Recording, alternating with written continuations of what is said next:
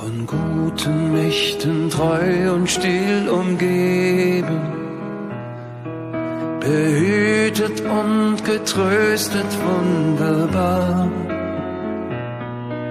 So will ich diese Tage mit euch leben und mit euch gehen in ein neues Jahr. Von guten Mächten wunderbar geborgen, erwarten wir getrost, was kommen mag. Gott ist mit uns am Abend und am Morgen und ganz gewiss an jedem neuen Tag.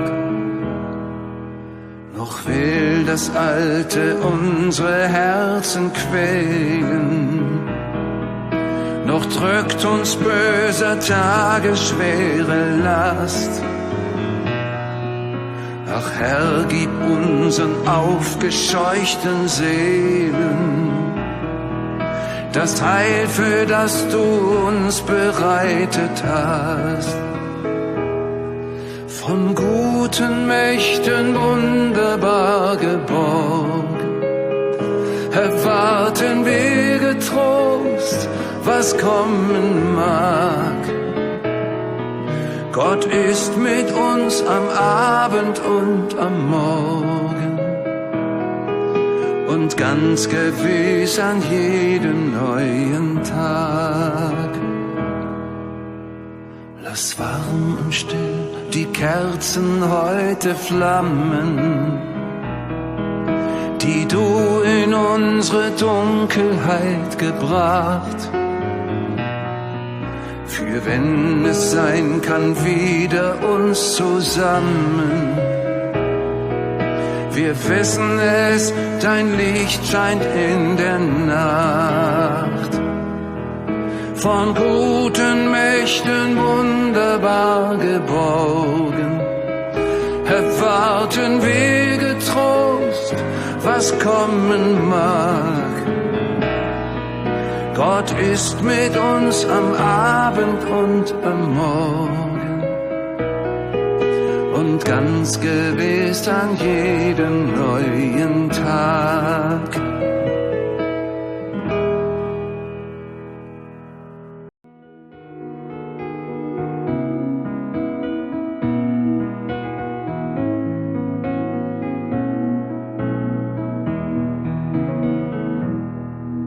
그 선하님의 고요히 감사여 그 놀라운 평화를 누리며 나 그대들과 함께 걸어가네. 나 그대들과 한 해를 여네. 지나가 넘을 어둠의 날들이 무겁게 내 영혼 짓눌러도 오 주여 우릴 외면치 마시고 약속의 구원을 이루소서. 그 선한 힘이 우릴 감싸시니 믿음으로 일어날 일 기대하네. 주 언제나 우리와 함께 계셔 하루 또 하루가 늘 새로워. 주께서 밝히신 작은 촛불이 어둠을 헤치고 타오르네. 그 빛에 우리 모두 하나 되어 온 누리에 비추게 하소서. 그 선한 힘이 우릴 감싸시니 믿음으로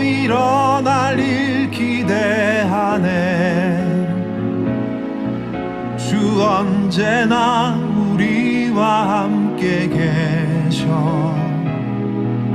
하루 또 하루가 늘 새로워. 이 고요함이 깊이 번져갈 때 저 가슴 벅찬 노래 들리네. 다시 하나가 되게 이끄소서. 당신의 빛이 빛나는 이 밤, 그 선한 힘이 우릴 감싸시니 믿음으로 일어나길 기대하네. 주 언제나 우리와 함께 계셔. 하루 또 하루가 늘 새로워.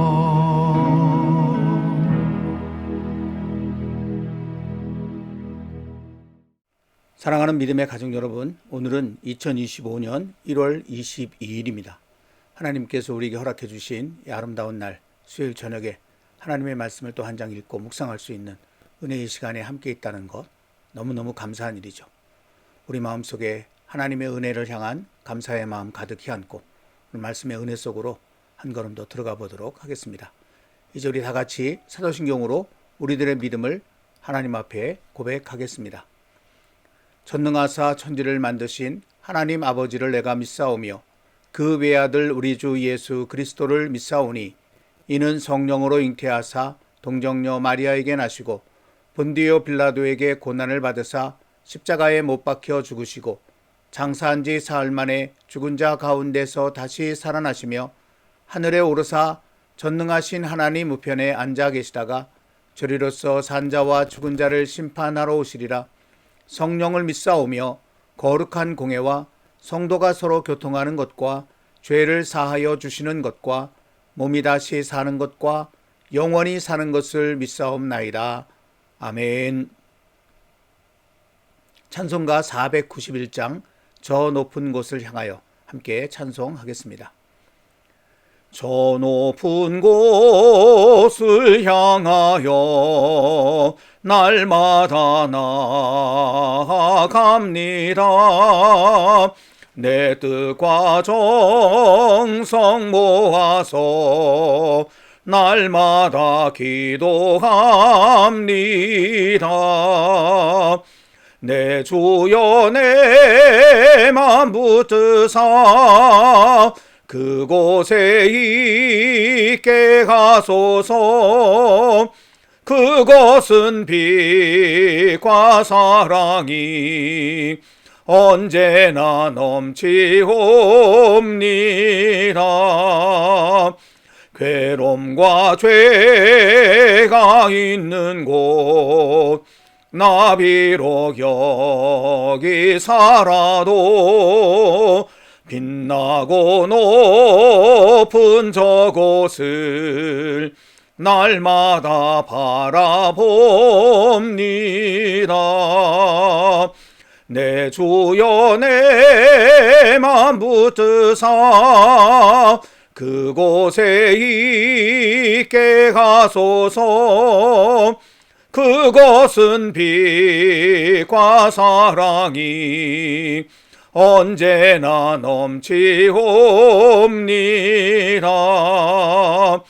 의심의 한계 거치고 근심의 구름 없는 곳 기쁘고 참된 평화가 거기만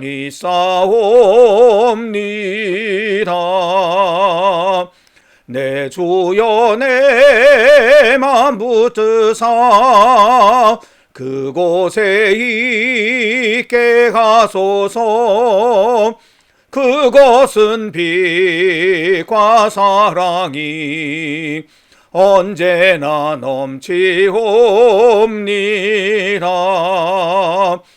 험하고 높은 이 길을 싸우며 나아갑니다. 다시금 기도하오니 내 주여 인도하소서.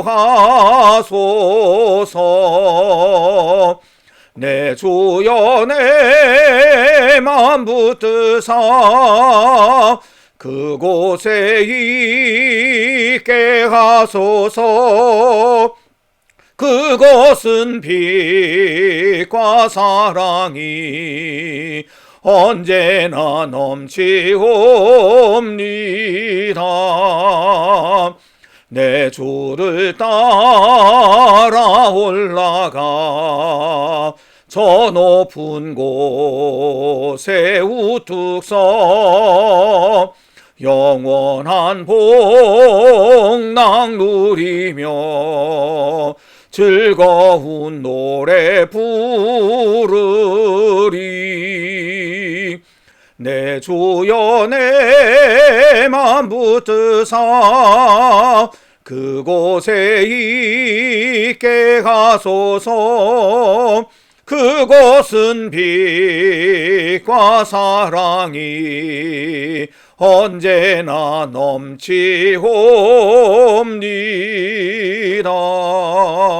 넘치옵니다. 아멘.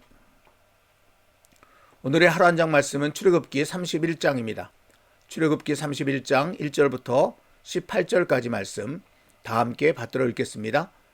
여호와께서 모세에게 말씀하여 이르시되 내가 유다 지파 훌의 손자요 우리의 아들인 부살레를 지명하여 부르고 하나님의 영을 그에게 충만하게 하여 지혜와 총명과 지식과 여러 가지 재주로 정교한 일을 연구하여 금과 은과 노수로 만들게 하며 보석을 깎아 물리며 여러 가지 기술로 나무를 새겨 만들게 하리라. 내가 또 단 지파 아히사막의 아들 오홀리압을 세워 그와 함께 하게 하며 지혜로운 마음이 있는 모든 자에게 내가 지혜를 주어 그들이 내가 네게 명령한 것을 다 만들게 할지니 곧 회막과 증거계와 그 위의 속죄소와 회막의 모든 기구와 상과 그 기구와 순금 등잔대와 그 모든 기구와 분향단과 번제단과 그 모든 기구와 물두멍과 그 받침과 제사직을 행할 때에 입는 정교하게 짠 의복 곧 제사장 아론의 성의와 그의 아들들의 옷과 관유와 성소의 향기로운 향이라. 무릇 내가 네게 명령한 대로 그들이 만들지니라. 여호와께서 모세에게 말씀하여 이르시되 너는 이스라엘 자손에게 말하여 이르기를 너희는 나의 안식일을 지키라. 이는 나와 너희 사이에 너희 대대의 표징이니 나는 너희를 거룩하게 하는 여호와인 줄 너희가 알게 함이라. 너희는 안식일을 지킬지니 이는 너희에게 거룩한 날이 됨이니라. 그 날을 더럽히는 자는 모두 죽일지며 그 날에 일하는 자는 모두 그 백성 중에서 그 생명이 끊어지리라. 엿새 동안은 일할 것이나 일곱째 날은 큰 안식일이니 여호와께 거룩한 것이라. 안식일에 일하는 자는 누구든지 반드시 죽일지니라. 이같이 이스라엘 자손이 안식일을 지켜서 그것으로 대대로 영원한 언약을 삼을 것이니 이는 나와 이스라엘 자손 사이에 영원한 표징이며 나 여호와가 엿새 동안에 천지를 창조하고 일곱째 날에 일을 마치고 쉬었음이니라 하라. 여호와께서 시내 산 위에서 모세에게 이르시기를 마치신 때에 증거판 둘을 모세에게 주시니 이는 돌판이요 하나님이 친히 쓰신 것이더라. 아멘. 지난 수요일 공동체 하말께 묵상에서 말씀드렸듯이 여호와 하나님께서 모세를 통해 당신의 백성 삼으신 이스라엘 자손들에게 만들라고 명령하신 그들 중에 거할 여호와 하나님의 집, 곧 성막 만드는 순서는 다음과 같다고 했습니다. 지난 주일에 번호가 틀렸는데 그걸 그대로 카피를 하느라고 오늘도 이렇게 틀리게 나왔네요. 죄송합니다. 어쨌든 이것은 우리의 관점에서가 아니라 여호와 하나님의 관점에서 보는 순서라고 했습니다. 다시 그림을 통해서 확인을 보면 제일 안쪽에 하나님이 거하시는 곳을 상징하는 이 소위 언약궤라고 부르는 것. 근데 그 위에 덮개가 있는데 사실은 그 덮개가 의자거든요. 그 의자의 이름이 시은좌, 은혜를 베푸는 의자라고 그렇게 되어 있는데 거기가 하나님의 보좌, 하나님이 계신 곳을 상징하는 그런 의미로 그렇게 이름을 붙인 거죠. 어쨌든 이 언약궤, 법궤라고도 하고 시은 자, 속죄소라고도 하는 이곳은 하나님이 계신 곳을 나타내는 그런 이제 곳입니다. 어쨌든 그걸 먼저 만들라고 그렇게 했다는 거죠. 그리고 나서 그 다음에 이제 성소에 있는 이 분향단, 진설병상, 등잔대 이런 것들을 만들려고 그랬는데 이것은 여호와를 하나님으로 믿는 자들이 그 앞에서 살아가는 믿음의 어떤 모습들, 그런 모습들을 나타내는 거죠. 하나님으로부터 오는 말씀을 먹고 그리고 하나님께 늘 기도를 올려드리고 또 하나님의 빛을 받아 세상에서 빛된 삶을 살아가고 이런 여호와 하나님의 백성의 삶을 상징하는 것이 두 번째 성소에 있는 집기들인데 그걸 그 다음에 만들어라 라고 하셨어요. 그리고 나서 그 성소와 지성소를 두르고 있는 그런 테두리들을 만들고 그리고 그 위에 덮개를 만들어 덮어라 이렇게 하나님이 명령하셨죠. 이렇게 성소와 지성소를 다 만든 다음에 그 밖에 있는 물두멍과 번제단을 그 다음에 만들고 마지막으로 이 모든 것들을 둘러싼 이제 테두리 그런 휘장들과 그리고 출입구를 만들어라. 이렇게 하나님이 이런 순서로 성막을 만드셨다고 지난 주일에도 이미 말씀드린 바가 있었죠. 근데 이 하나님이 이렇게 성막을 만들라고 하신 것은 우리 인간의 관점이 아니라 하나님의 관점에서 그렇게 하신 것인데 하나님이 보는 순서라고 그랬잖아요. 그러니까 하나님께서 하나님이 계신 곳으로부터 우리가 살고 있는 이 세상으로 나오시는 찾아오시는 그런 모습을 성막 만드는 순서로 그렇게 나타냈다. 이렇게 지난주 수요일 날 우리가 함께 나눈 바가 있었죠. 즉 성막이라고 하는 것은 여호와 하나님께서 당신의 백성 우리를 만나시기 위하여 친히 길을 만들어 나오시는 모습, 그걸 보여주고 있는 것이다 라고 말씀드릴 수가 있다는 것입니다. 로마서 3장 23절 말씀처럼 우리 죄악된 사람으로서는 아무리 용을 써도 그 어떤 방법으로도 여호와 하나님께 나아갈 수 없는 절망 속에 빠져 있었습니다. 이런 상황에서 그럼에도 우리를 너무너무 사랑하셔서 잊을 수 없으셨던 여호와 하나님께서 거꾸로 우리를 구원하시기 위하여 이 절망 속에 빠져 있는 우리에게 찾아오시는 그 놀라운 모습, 그게 성막 만드는 순서 속에 담겨져 있다라는 거죠. 그리고 이것은 궁극적으로 우리 힘으로는 도저히 헤어나올 수 없는 죄와 사망에서 우리를 구원하시기 위해 하늘 보좌를 버리시고 낮고 낮은 여기까지 우리에게까지 찾아오신 우리 구주 예수님을 가리키는 것이라고 그렇게 말할 수 있다는 것입니다. 로마서 3장 23절, 24절 이 말씀을 보시면 23절은 아까 우리가 봤잖아요. 우리가 어떤 상황 속에 있는가. 우리 모든 사람은 다 죄를 범하였기 때문에 하나님께로 도무지 갈 수 없는 절망적인 상황에 놓여 있었다. 그런데 24절에 보면 예수 그리스도께서 우리를 찾아오셔서 우리의 죄를 속량해 주심으로 우리는 하나님께 갈 수 있게 되었다. 이렇게 기록하고 있는 것을 우리가 분명히 볼 수 있죠. 그러니까 이 성막이 가리키고 있는 것은 사실은 우리를 구원하러 오신 예수 그리스도, 그분의 구원의 사역, 그것을 우리에게 가르쳐 주고 있는 것이다 라고 그렇게 해석할 수 있다는 것입니다. 아무튼 모세에게 이런 깊고도 소중한 영적인 뜻이 가득 담긴 성막을 만들라고 하신 여호와 하나님의 세세한 명령이 출애굽기 30장에서 다시 한번 종합적으로 정리함으로써 마무리 짓게 됩니다. 그러니까 출애굽기 30장이 20장부터 시작됐던 그 시내산에서 모세를 만나 여호와 하나님께서 여러 가지 계명들과 그 명령들을 내리셨던 그 말씀을 마무리 짓는 부분이다라고 그렇게 말할 수 있다라는 것이죠. 그런데 실제로는 그렇게 마무리되지 않습니다. 오늘 출애굽기 31장까지 그렇게 이어지거든요. 31장 마지막 절인 18절 말씀을 보시면 여호와께서 시내산 위에서 모세에게 이르시기를 마치신 때에 라고 했어요. 그러니까 출애굽기 31장에서 20장부터 시작되어졌던 소위 그 시내산 말씀, 이걸 이제 구약 시대의 산상순이다 라고 그렇게 이름을 붙일 수 있는데 그 말씀이 오늘의 하루 한 장 말씀인 31장에서 드디어 끝나게 된다라는 것입니다. 그러니까 이 31장에 기록되어져 있는 그 말씀이 시내산에서 모세에게 하신 마지막 말씀이라고 그렇게 우리가 이해할 수 있다라는 거죠. 앞에서도 말씀드린 것처럼 구약의 산상순이라고 할 수 있는 20장부터 이어진 시내산 말씀의 결론 부분이고 여호와 하나님께서 왜 이 모든 말씀을 당신 백성에게 전하라 하셨는지를 밝히는 궁극적 목적을 서술하고 있는 부분, 그 부분이 바로 오늘의 하루 한 장 말씀인 출애굽기 31장 말씀이다라는 것입니다. 이 31장 말씀이 굉장히 중요해요. 31장 말씀이 없으면 소위 용두삼위라고 하는 게 있잖아요. 머리는 용인데 꼬랑지는 뱀인. 만약 31장 말씀이 없다면 20장부터 시작되어졌던 이 시내산 말씀이 그렇게 용두삼위로 끝나고 마는 것입니다. 최종 목적이 없기 때문에. 31장 말씀이 정말 중요한 것인데, 그래서 그것을 오늘 우리가 찾아서 함께 나누기를 원한다라는 것입니다. 오늘 말씀에는 크게 두 가지 내용이 담겨 있습니다. 먼저 앞부분인 1절부터 11절은 성막의 여러 가지 재료들을 만들 사람을 지명하여 부르시는 그런 내용이 담겨져 있고요.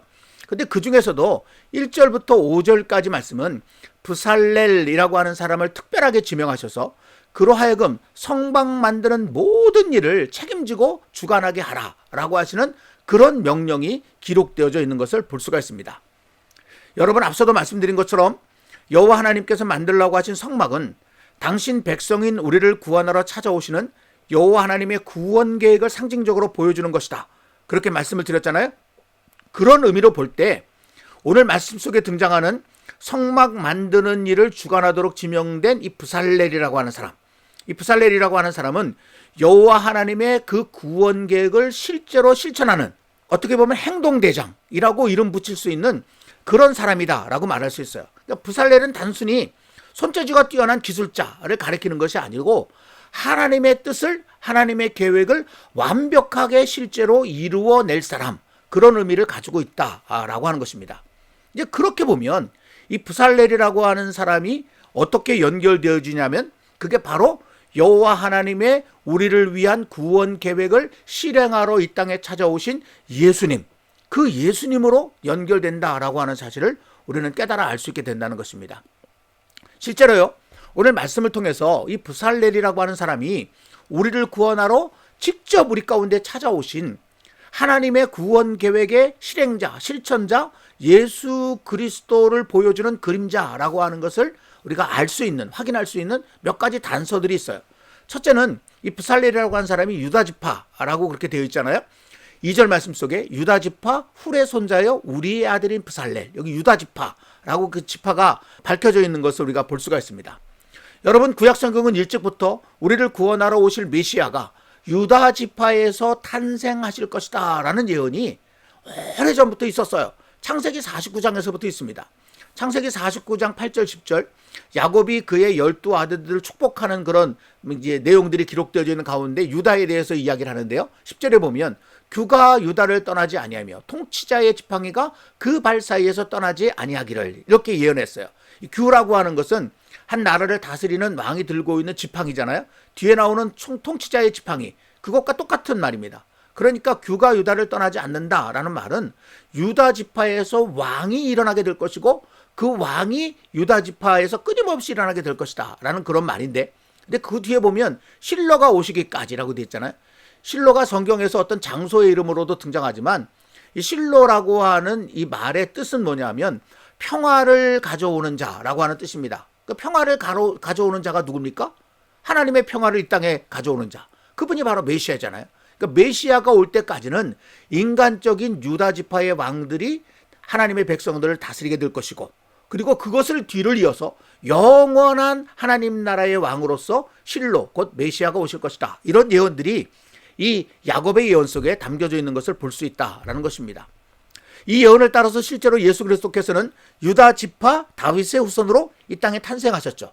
마태복음 1장 20절 21절 말씀 속에 그 사실이 이렇게 기록되어져 있는 것을 우리가 확인해 볼 수 있습니다. 그러니까 브살렐이라고 하는 사람이 유다 지파 사람이다라는 것, 그것이 메시아이신 예수 그리스도를 나타내는 그림자라고 하는 것의 어느 한 이유라고 그렇게 우리가 확인해 볼 수 있다는 것입니다. 그것뿐만이 아닙니다. 오늘 말씀 2절과 3절 말씀 속에 보면 거기 브살렐을 지명하여 부르고 하나님의 영을 그에게 충만하게 하여 그로 하여금 성막을 만들게 하리라. 성막이 우리를 향한 하나님의 구원의 어떤 계획들, 그런 구원의 행위들, 그걸 가리키는 거라 했잖아요. 성막을 만들게 하리라 라고 하는 것은 나의 구원의 계획을 이루리라 라고 하는 그런 의미로도 해석할 수 있는 것인데, 어쨌든 브살렐에 대해서 이렇게 설명하고 있는 내용이 나와요. 그런데 이 말씀이요, 메시아이신 예수님에 대한 예언의 말씀을 담고 있는 이사야 42장 1절 말씀과 똑같은 구조로 되어 있습니다. 이사야 41장 1절은 메시아 예언에 관한 말씀이잖아요. 여기 보면 내가 택한 사람이라고 되어 있잖아요. 지명하여 부른 부살렐, 내가 택한 예수 그리스도, 똑같은 구절로 되어 있죠. 그 다음에 하나님의 영을 그에게 충만하게 하였다. 이사야 42장에도 내가 나의 영을 그에게 주었다 되어 있죠. 그리고 성막을 만들게 하리라. 내 구원의 계획을 그로 하여금 이루게 하리라. 그가 이방의 정의를 베풀리라. 이방의 정의를 베푼다라고 하는 이 말은 단순히 이 세상에 정의를 이룬다 그런 뜻이 아니라 하나님의 나라, 정의와 공의가 세워지는 하나님의 나라를 세운다라고 하는 그런 뜻이거든요. 그러니까 실제적인 메시아 예언의 말씀인 이사야 42장 1절과 오늘 말씀 2절, 3절 그리고 5절을 비교해 보면 그게 메시아에 대한 그런 예언의 말씀과 부살렐을 설명하고 있는 말씀이 구조상 똑같이 되어 있는 것을 우리가 발견해 볼 수 있겠다라는 것입니다. 이제 이런 것들을 통해서 부살렐이라고 하는 사람이 단순히 부살렐 어떤 인간을 말하는 것이 아니라 우리를 구원하러 오신 예수 그리스도를 보여주는 그런 인물이라고 하는 것을 우리가 생각해 볼 수 있겠다는 것이죠. 이뿐이 아닙니다. 부살렐이라고 하는 이 이름은 하나님의 그늘 아래에 있는 자라고 하는 그런 뜻입니다. 일반적으로 누군가의 그늘 아래에 있다라는 말은 아들 또는 자녀를 의미할 때 자주 쓰는 그런 표현이잖아요. 부모의 그늘 아래에 있는 그런 식으로 우리가 많이 쓰잖아요. 그러니까 부살렐이라고 하는 이 사람의 이름의 뜻을 하나님의 아들이라고 그렇게 번역할 수도 있다는 것입니다. 이렇게 보면 예수님이 하나님의 아들이시잖아요. 독생하신 아들. 그래서 그 예수님을 보여주고 있는 그림자로서 오늘 말씀 속에 부살렐이 등장하고 있다. 이렇게 우리가 해석해도 틀림이 없다라는 것입니다. 그런 의미에서 우리 하나님 여호와께서는요, 우리를 구원하러 찾아오실 계획을 성막을 통해서 쫙 보여주셨잖아요. 내가 있는 자리에서 너희가 있는 곳까지 중간에 많은 단계들이 있잖아요. 거기에 보면 도저히 건널 수 없는 피, 죽음을 상징하는 것들도 있고 여러 가지 것들이 있어요. 근데 그 모든 것들을 하나님이 우리가 깨뜨려 버릴 수 없는데 하나님이 다 깨부시면서 우리까지 찾아오시겠다라는 그런 구원의 놀라운 계획들을 보여주시는데 성막을 통해서. 그런데 부살렐이라고 하는 이 사람은 그 하나님의 구원 계획을 실제 행동으로 옮기는 사람인데 그분이 바로 우리의 구주 예수님이시죠. 그거를 이미 이 말씀 속에서 우리의 구원자까지 다 준비해 놓고 계신다라는 것을 보여주고 계시는 거예요. 철두철미라고 하는 말이 있는데 우리 하나님께서 정말 우리를 구원하시기 위해서 철두철미하게 계획도 세우시고 그것을 실행할 실행자도 완벽하게 준비해 놓으신 그런 하나님의 어떤 모습들, 너무너무 귀한 모습들을 오늘 이 부살렐이라고 하는 사람을 통해서 우리가 발견해 볼 수 있겠다라는 것입니다. 정말 감사할 일이 아닐 수가 없는 것이죠. 그런데 이어지는 말씀에 보면요, 이 부살렐과 함께 성막의 재료를 만들 또 다른 존재들이 나옵니다. 오홀리압과 지혜로운 마음이 있는 모든 자라고 그렇게 표현되어 있는 사람들이 등장하죠. 이건 도대체 또 어떤 의미로 우리가 받아들이고 해석해야 될 것인가 라고 하는 것입니다.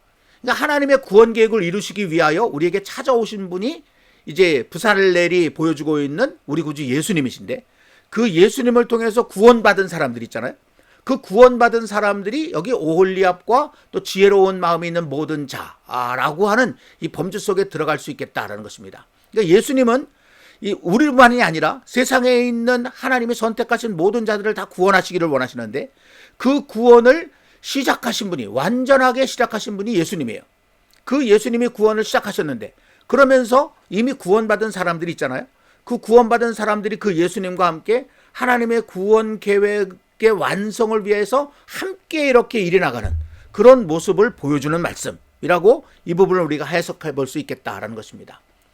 여러분, 여호와 하나님께서 왜 굳이 그 구약 시대에 이스라엘이라고 하는 한 백성을, 한 자손을 선택하셔서 당신의 백성 삼으시고 하나님의 구원, 당신의 구원을 이 세상에 펼쳐나가고 싶어 하셨을까요? 또 신약 시대에 이르러서 왜 우리 주님 예수님께서 우리를 구원하신 다음에 그냥 그것으로 끝내지 않고 우리로 하여금 교회라고 하는 그리스도의 몸이라고 불리는 그런 공동체를 이루게 하시고 이 땅에서 그 공동체로서의 삶을 살게 하신 걸까요?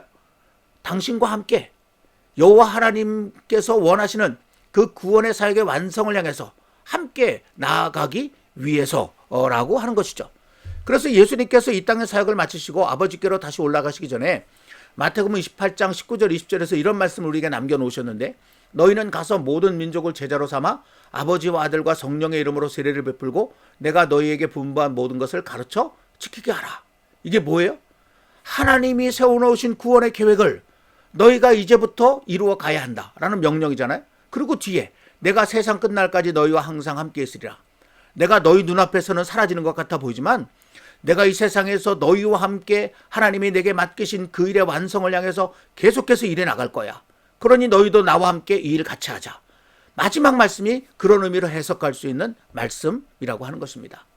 그래서 오늘 말씀 속에 부살렐이라고 하는 사람이 등장하고 뒤에 오홀리압과 지혜로운 마음이 있는 모든 사람이라고 하는 그 표현들이 또다시 등장하는 거예요. 부살렐이 시작한 그 하나님의 놀라우신 그 계획들을 이 오홀리압과 지혜 있는 사람들이 함께 이루어 가듯이, 그 성막을 함께 지어 가듯이 예수 그리스도께서 시작해 놓으신 여호와 하나님의 세상 구원의 놀라우신 그 뜻을 이제는 구원받은 우리가 함께 이루어 나가야 된다라고 하는 사실이 마지막 부분에서 성막의 말씀들을 결론 지으면서 그렇게 말씀하고 계신다는 거죠. 여기에 우리가 오늘날 지어가야 할 성막이 뭘까 하는 것들에 대한 어떤 의미들을 우리가 찾을 수 있죠. 오늘날에는 겉으로 보여지는 성막을 우리는 짓지 않죠. 그러나 예수님과 함께 하나님의 뜻, 구원의 뜻을 이루어 살아가는 것, 그게 오늘 우리가 지어야 할 영적 성막이다라는 사실을 알 수 있게 된다는 것입니다. 이렇게 성막을 통해서 나는 너희를 구원하기 위해 기어이 찾아가겠다라는 강력한 뜻을 보여주시면서 나아가 그것을 실제 행동으로 이루어낼 놀라운 구원자까지 다 준비해 놓고 계신 여호와 하나님께서는 이제 최종적으로 여호와 하나님의 구원 목적지를 확실하게 밝혀주십니다. 그게 이제 오늘의 마지막 말씀인데 12절부터 17절까지 말씀을 보시면 여기 이제 앞에는 성막을 만들라라고 하는 말씀이 쭉 이어져 나오잖아요. 그리고 부살렐이라고 하는 사람이 등장하고 오홀리압과 지혜로운 마음이 있는 사람이라고 하는 성막을 지을 사람들에 대한 이야기가 나오는데 그럼 거기서 끝내야 되는데 근데 이어지는 말씀 속에 보면 12절부터 17절까지 말씀 속에 너희는 나의 안식일을 지키라 라고 하는 이 안식일에 대한 말씀이 굉장히 강조해서 이 안식일을 지키지 않은 사람은 다 죽여버려라 라고 할 정도로 그런 아주 강력한 말씀이 여기 담겨져 있는 것을 보게 됩니다. 여러분 이게 무슨 의미가 있는 것일까요?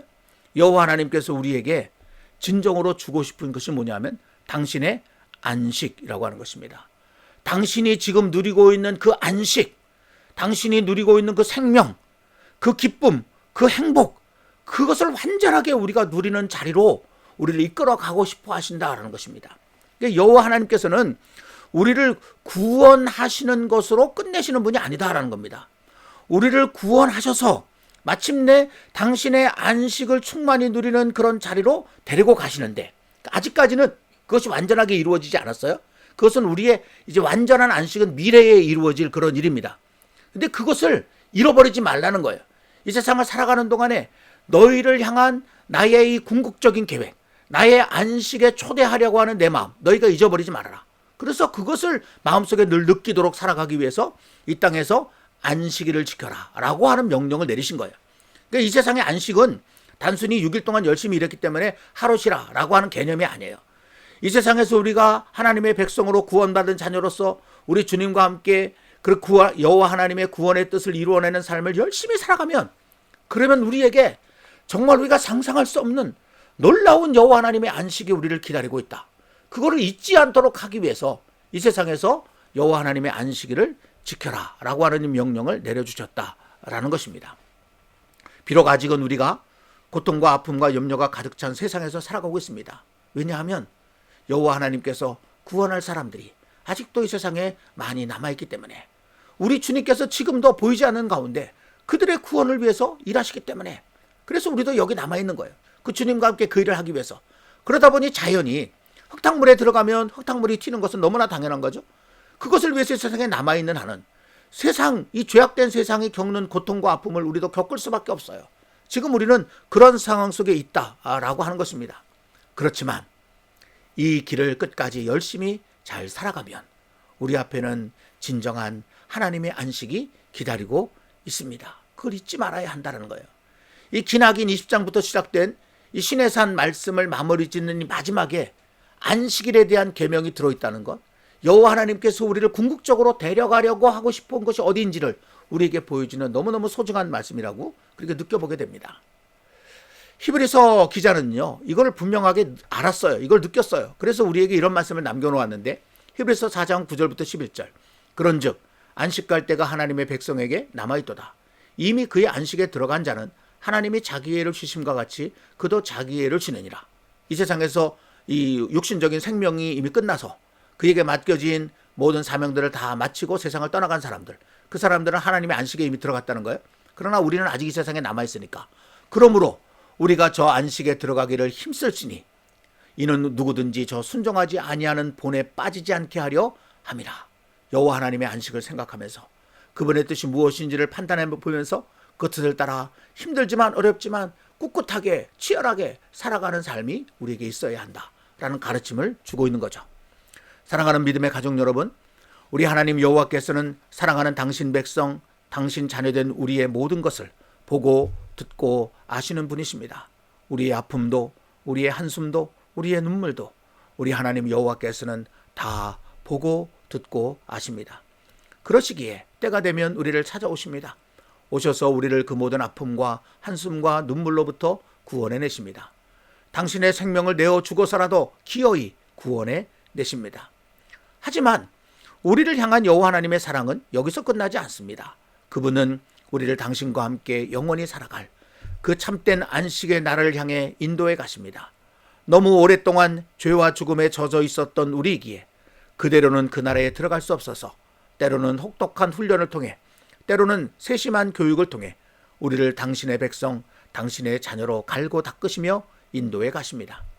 근본적인 의미에서 아직 우리는 하나님께서 우리에게 주고자 하시는 참된 안식의 나라에 이르지 못했습니다.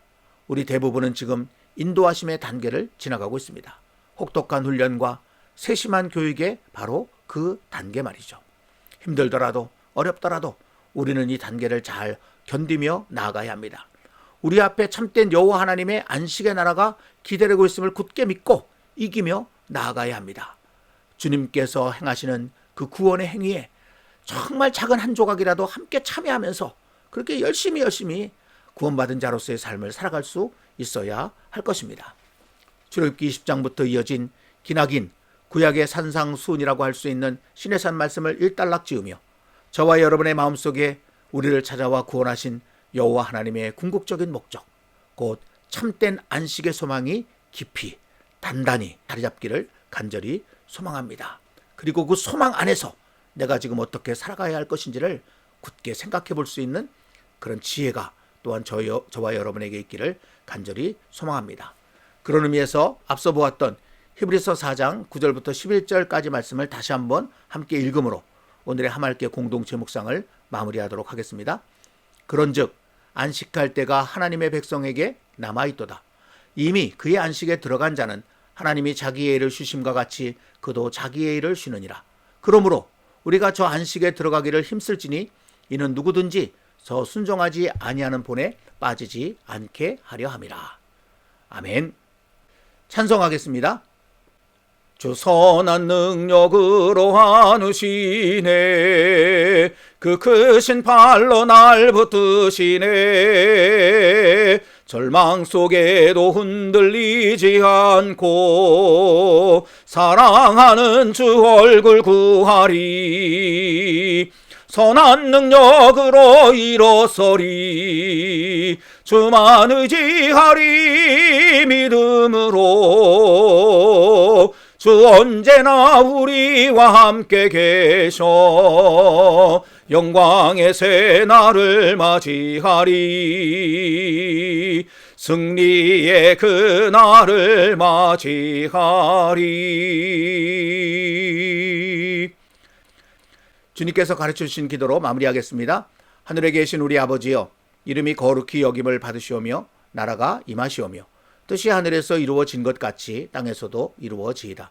오늘 우리에게 일용할 양식을 주시옵고 우리가 우리에게 죄 지은 자를 사하여 준 것 같이 우리 죄를 사하여 주시옵고 우리를 시험에 들게 하지 마시옵고 다만 악에서 구하시옵소서. 나라와 권세와 영광이 아버지께 영원히 있사옵나이다. 아멘. 이어지는 찬양과 함께 공동의 기도 제목, 각자의 기도 제목으로 하나님 앞에 좀 더 가까이 나아가실 수 있기를 바랍니다. 오늘도 함께 해주셔서 감사합니다.